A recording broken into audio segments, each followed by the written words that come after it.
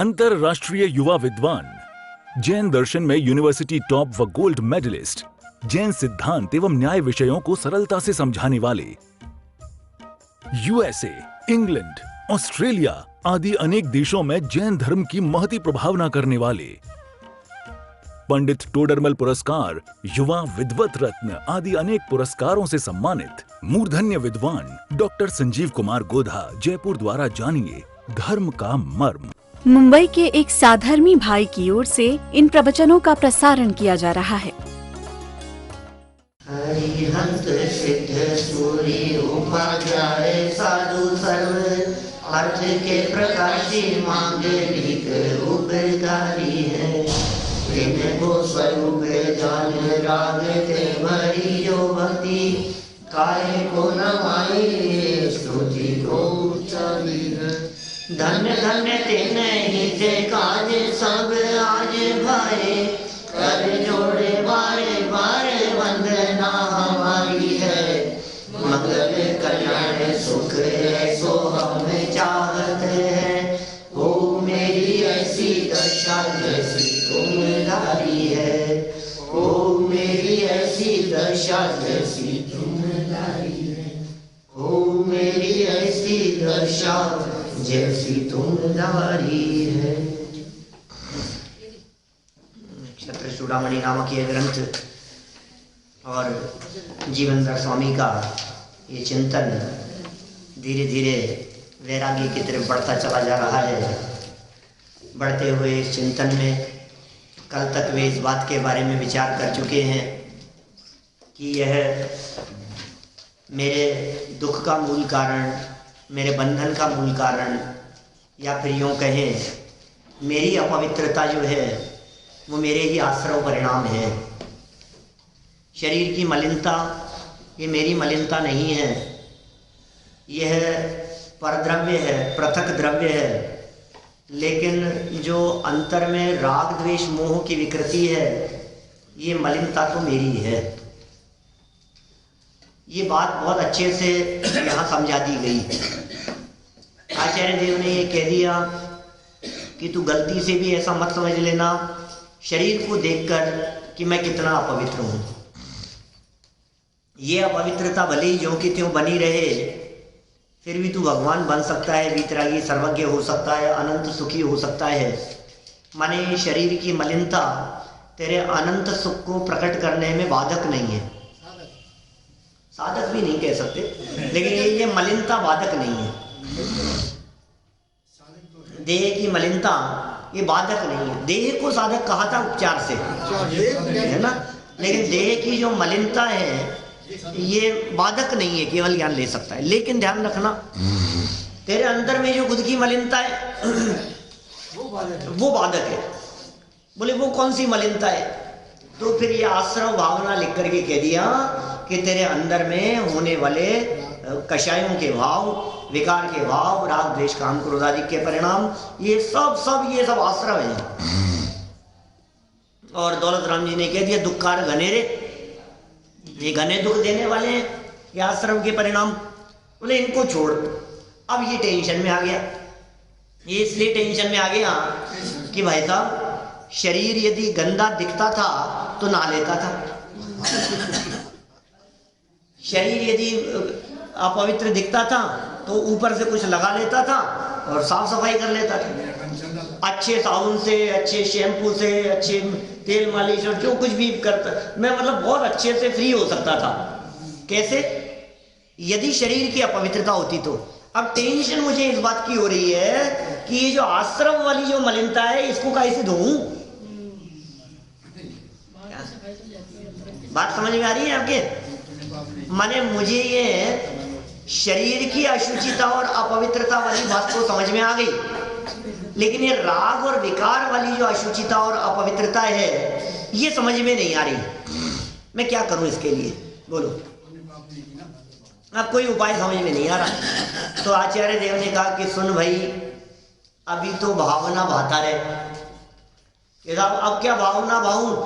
बोले आश्रम के तुरंत बाद में एक संवर नाम की भावना भाव।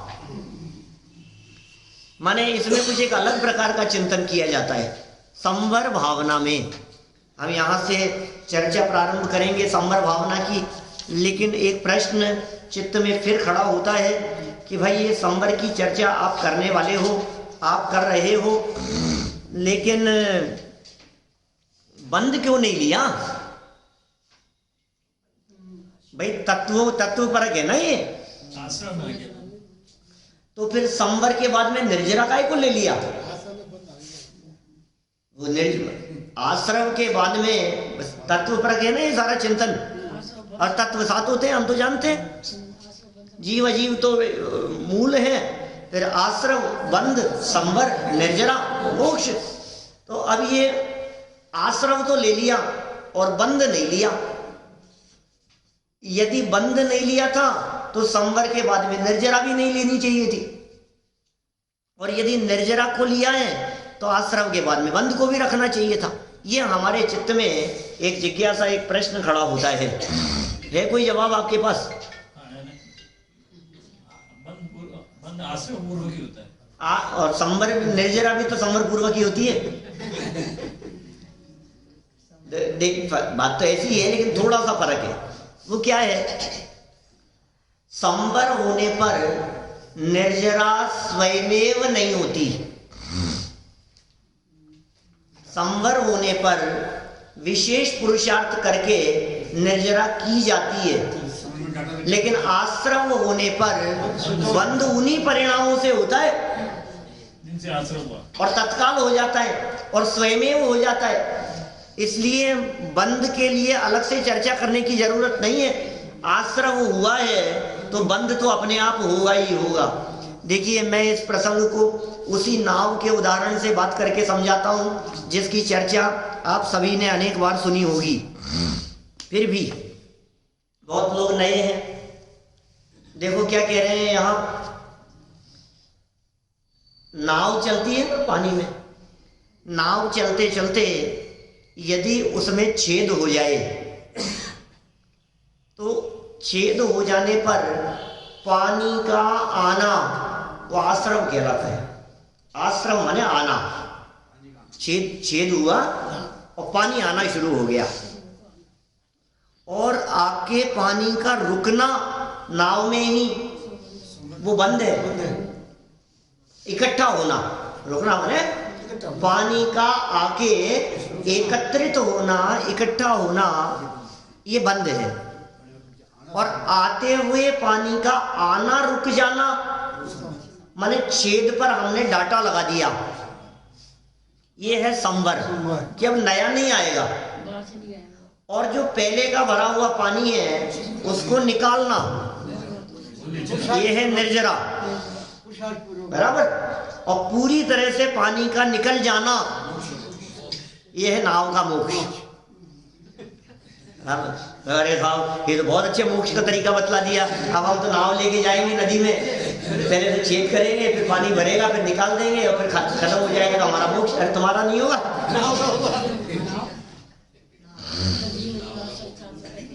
ये उदाहरण दिए, बराबर। अब इस उदाहरण से बात समझो तो समझ में आ जाती है। हमें बतलाओ, संवर के लिए क्या किया आपने? डाटा लगाए, ये संवर। अब नया तो नहीं आ रहा है, संवर हो गया। अब क्या निर्जरा अपने आप हो जाएगी? निकालना पड़ेगा, निकालना पड़ेगा। तो संवर के बाद में निर्जरा तो चाहिए आपको, उसके बिना काम नहीं चलेगा। अच्छा, अब बतलाओ, आश्रम हो रहा था पानी का, अब पानी का आश्रम होने पर अब उसको एकत्रित करने के लिए क्या विशेष करना पड़ा? आया और अपने आप ही एकत्रित हो गया। आप समझ रहे हैं? आना आश्रम, एकत्रित होना बंध। तो आने और एकत्रित होने के लिए दो अलग अलग कारण नहीं है क्या? लेकिन आता हुआ रुकना और पहले के रुके हुए का निकलना, ये दो अलग अलग काम है। इसलिए संवर के बाद तो निर्जराएं और आश्रम के बाद में बंध की जरूरत महसूस नहीं हुई। साहित्यकारों ने, आगम व्याख्याकारों ने जहां जहां जिनागम में आश्रम के कारण बतलाए, बंध के कारण सेम बतलाए। जो आश्रम के कारण है वही बंध के कारण है, जो बंध के कारण है वही आश्रम के कारण है। आश्रम पूर्वक होता है ना। दोनों के कारण अलग अलग नहीं है। मिथ्यात्व अविरति प्रमाद कषाय योग बंध हेत्वा, बोले यही आश्रम के कारण है। आश्रम के कारण बतलाओ, बोले मिथ्यात्व अविरति प्रमाद कषाय योग, इनसे आश्रम होता है। बंध के कारण बतलाओ, बोले मिथ्यात्व अविरति प्रमाद कषाय योग, इन्हीं से बंध होता है। बोले आश्रम और बंध एक ही है। थोड़ा सा भाव भेद था इसलिए तत्वों में भेद किया, लेकिन ये चिंतन करने में आप अलग अलग चिंतन के लिए अलग जरूरत नहीं है उसकी बंध की। इसलिए आश्रम के तुरंत बाद में बंध न लिख करके सीधे संवर अनुप्रेक्षा की चर्चा की, और संवर अनुप्रेक्षा की चर्चा करते हुए बहुत स्पष्ट शब्दों में आपको निश्चिंत कर दिया, निर्विकल्प कर दिया। घबराने की जरूरत नहीं है। अरे साहब बहुत पाप हो गया, अरे साहब बहुत काम मैंने कैसे खोटे काम किए हैं आपको पता नहीं है। बोले डरे मत, भूल जा, तेरे पास में है कुछ पावर, तुझे पावर का पता नहीं है। अपने परिणामों की कुछ अभूतपूर्व पावर है, उस पावर का तुझे अंदाजा नहीं है। उस पावर के बल पर तू नए आते हुए कर्मों को भी रोक सकता है और पुरानी गंदगी को भी धो सकता है। ये दोनों काम कर सकता है, और ये दोनों की शक्ति कहीं बाहर नहीं है, ये दोनों की शक्ति मेरे में ही मौजूद है। सबसे लास्ट में लिखा बंद लिखा। हाँ, बंद के बाद में फिर मोक्ष का लिखा। देखो चलो कोई बात नहीं, क्या कह रहे हैं यहाँ, संवर अनुप्रेक्षा 537 नंबर पेज और 58 नंबर का यह श्लोक। इस श्लोक में क्या कहते हैं? संरक्ष्य समितिम गुप्तिम अनुप्रेक्षा परायण है, तपः संयम धर्मात्मा त्वं स्याचित परीशः। हे आत्मन, 12 भावनाओं में तत्पर तू तप, संयम और धर्म रूप होकर समिति और गुप्तियों का पालन करता हुआ 22 परिशहों का जीतने वाला हो संवर। बहुत जबरदस्त चीज है ये। संवर के बिना निर्जरा किस काम की? संवर नहीं हो मान लो और निर्जरा में उपयोग लगाता रहे तो किस काम का? पानी का आना तो रुका नहीं, पानी तो आए जा रहा है, और तू मग्गा लेकर गिलास से नाव में भरे हुए पानी को निकालने के लिए परिश्रम किए जा रहा है। तेरा ये सारा परिश्रम बेकार जाएगा। क्यों? क्योंकि पानी तो आता जा रहा है, आता जा रहा है। तो पहला काम क्या करें? तो उसको रोक। ये संवर इतना जरूरी है। बिन संवर के निर्जरा किसी काम की नहीं है। आते हुए कर्मों को पहले रोक। पहले तो ये व्यवस्था कर कि नए चोर नहीं आए, और फिर व्यवस्था करना कि जो बैठे पूर्व चोर उनको भगाना है। पहले के कोई बैठे हुए हो तो उन्हें भगाना है। नए चोर नहीं आए, घर में चोर नहीं घुस जावे, इसकी व्यवस्था तो पहले करना चाहिए कि नहीं? गेट के दरवाजे पे ताला लगाओ, क्या चौकीदार खड़ा करो, कुछ व्यवस्था ऐसी करो कि जिससे वे आए नहीं। तो साहब क्या करें इसके लिए ये बतलाओ। कर्मों को आने से रोकना है। कितने रुपए लेगा भैया चौकीदार? कितने में आ जाता है? 8-10 हज़ार तो लेता है। 10 हज़ार तो मामूली बात है आजकल। बोलो 10 हज़ार रुपये लगा करके खड़ा करते हैं अपन, तो फिर नहीं आएंगे ना कर्म। कर्मों को कैसे रोकेगा? 24 घंटे के चाहिए, 2 लगा लो। बोलो अपने पास पैसे की कमी नहीं है, लेकिन कर्म नहीं आने चाहिए। कर्म चोर चौं और सर्वस्व लूटे सुध नहीं, ये आश्रम भावना में कही थी। अब इन कर्म रूपी लुटेरों को रोकना है तो हमें चौकीदार लगा लिया हमने। अब तो रुक जाएंगे कि भाई अदृश्य गुंडे हैं क्या, ये दिखते नहीं है, ये कैमरे में भी नहीं आते। अरे ये कैमरे में क्या नहीं आते, ये कर्म सच में खुद कैमरे हैं। ये कैमरे खुद क्या आप क्या सोच रहे हो कि ये कैमरे की पकड़ में नहीं आते कर्म रूपी चोर? अरे ये कर्मों का कैमरा हमारे ऊपर लगा हुआ है, जो हमारे परिणामों के ऊपर निगरानी रखे हुए है। क्या था? हमारे प्रति समय के परिणामों के ऊपर निगरानी है कर्म के कैमरों की। और कैसी निगरानी है भाई साहब? देखो कैमरा वहां लग रहा है, उधर उस जगह लगा हुआ है ना, और बीच में आ रहा है एक पिलर। तो मैं तो बच गया। कर्म के कैमरे में ऐसी बचने की व्यवस्था नहीं। इस कैमरे में है, इस कैमरे में तो आपका एंगल बदल गया, तो कैमरे में नहीं आ पा रहा था। क्यों? क्योंकि ये कैमरा एक एंगल से पकड़ पा रहा है, जिधर लगा है उधर से ही ले रहा है, और ये कर्म रूपी कैमरा तो चारों तरफ से ले रहा है। क्या ये जो कैमरे लगे हुए हैं, ये कैमरे तो लाइट चले गई, अब काम नहीं कर रहा, अब कैसे करे बोलो?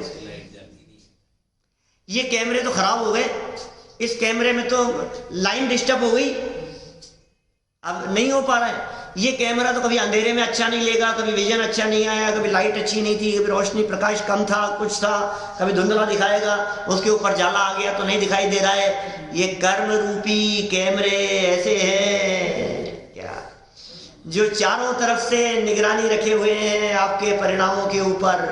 और क्या स्वाधीनता है भाई साहब, इनमें तो खराबी भी हो जाती है आपके कैमरों में, उसमें कोई गड़बड़ी नहीं होती। क्या इसे तो कोई अपराधी अपराध करने वाले पहले काला कपड़ा पहन करके आते हैं ऊपर से, क्या, और कैमरे पर ला करके कपड़ा लगा देते उस पे कपड़ा बांध देते हैं, और फिर उसके बाद में अपने चेहरे से कपड़ा उतार करके आराम से चोरी करके ले जाते।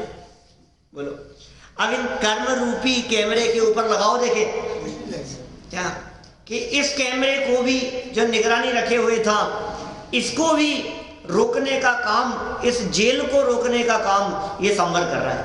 एक पावर है हमारे पास में। ये कैसे होता है संवर? तो कहा संरक्षण करो।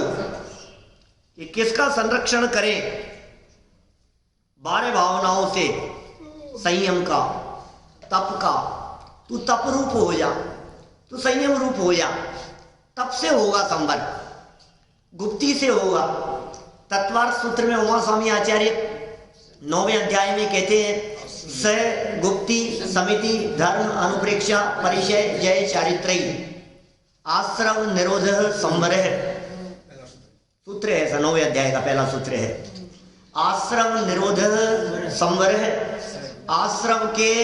आश्रव के निरोध रोकने का नाम संवर है। संवर है, आश्रव के रुकने को संवर कहते हैं।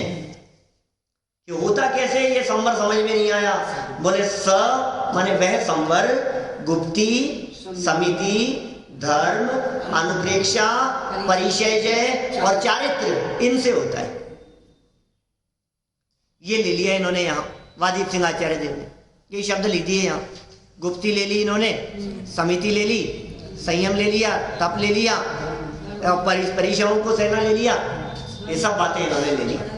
तो शरीर पे ही लगाया सब, संयम से व्रत प्रचार कर लिया, संयम हो गया। अरे वही तो नहीं है, वो समझाएंगे, मौन धारण कर ली तो वो समझाएंगे। देखो आप अभी यहाँ अपन चलते हैं, पहले सरल अर्थ पढ़ो, सरल अर्थ में क्या कह रहे हैं, फिर हम विस्तार से उस बात को समझाएंगे। हे आत्मन, तुम 5 समितियों और 3 गुप्तियों का पालन करो। 5 समितियों का पालन करो, 3 गुप्तियों का पालन करो। क्या होती है भाई साहब ये समितियां, क्या होती है? 5 समिति और 3 गुप्ती को अष्ट प्रवचन मात्रिका कहते हैं। ये 5 समिति कौन कौन सी है? हाँ बोलो।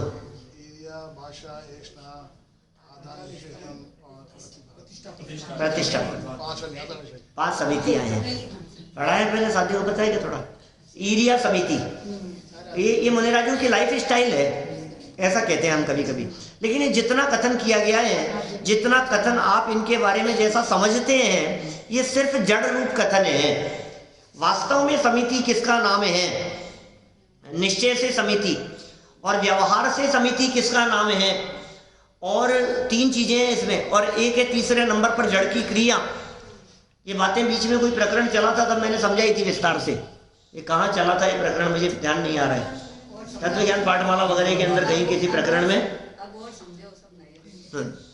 तो मैं समझा रहा हूँ वापस। देखो आप पहले देखो, ईरिया समिति, बोलो किसे कहते हैं बताइए? ईरिया समिति। अभी मैंने इतना कह दिया ना, तो अब तो सब सावधान हो गए क्या कहना है। यदि मैं ये नहीं कहता इतनी बात भैया, तो ईरिया समिति के बारे में निश्चित तौर पर 90-95% आप लोगों में से ऐसे कहते सब लोग कि 4 हाथ जमीन देख करके चलना, ये ईरिया समिति है। क्या सर? इसे ईरिया समिति कहा जाता है। लेकिन कमाल किया है टोडरमल जी ने, गजब कर दिया है टोडरमल जी ने। यहीं बैठ करके लिखी मोक्ष मार्ग प्रकाशक में वो गहराई की बातें कि भाई ये कहाँ तू 4 हाथ जमीन देख करके चलने को ईरिया समिति समझ रहा है कि हाँ जब चलते हैं तो 4 हाथ जमीन देख करके चलने रूप प्रवृत्ति भी होती है, लेकिन अंदर में 3 कषाय चौकड़ी के अभावजन्य शुद्ध परिणति उसके होने पर वो तो है निश्चय से समिति। 5 इंद्रियों और मन को बाहर से समेट लेना उसका नाम है समिति। सीमित हो जाना, सीमित हो जाना समिति किसका नाम? उपयोग को बाहर से समेटकर अपने में ले आना उसका नाम निश्चय से समिति है। और उसके होने पर बाहर में 4 हाथ जमीन देखकर चलने का जो विकल्प है वो व्यवहार से समिति है।